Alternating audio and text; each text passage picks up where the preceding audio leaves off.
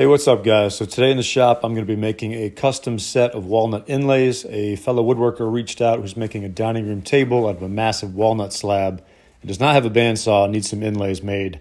So first step, I found this piece of walnut sitting around the shop. It's got some good color, good grain, good figure.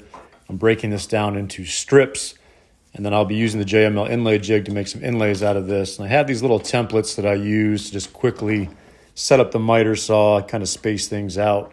Get the measuring station locked in, break these strips down. I've got a 2-inch strip, a 1 3/8 inch strip, and a 7/8 inch strip. And these will make the 3 different size inlays. You can see the good figure in there. That's a coffee table project on top of the workbench. That is not my workbench. Workbench is actually cooler. Get the bandsaw out. Love this thing. Roll this thing out into the usable space. This is the new Harvey bandsaw. Get the dust collection hose out.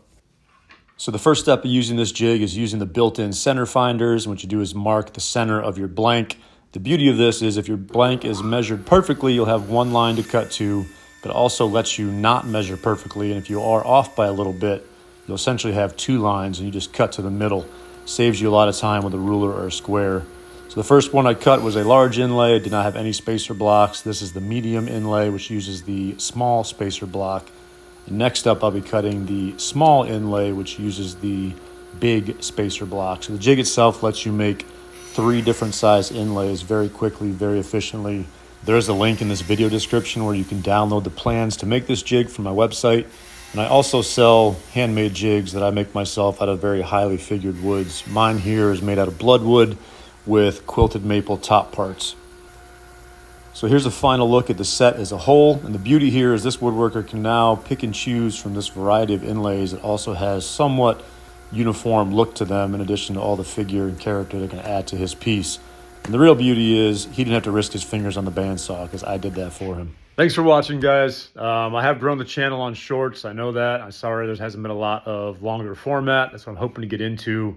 This is kind of an introduction to that. I'm just kind of going to start out with some shorter videos, kind of showing you some of the processes that I do on a regular basis out here in the shop. The goal of these videos and the format I'm using, all the camera angles and shots, is to give you a feel of how the shop is laid out, how I move around the shop, where tools are, how I'm organized, things like that, or unorganized most of the time. But anyway, I hope you guys enjoyed it. Again, thanks for watching. Subscribe, like, follow, whatever you say at the end of a YouTube video.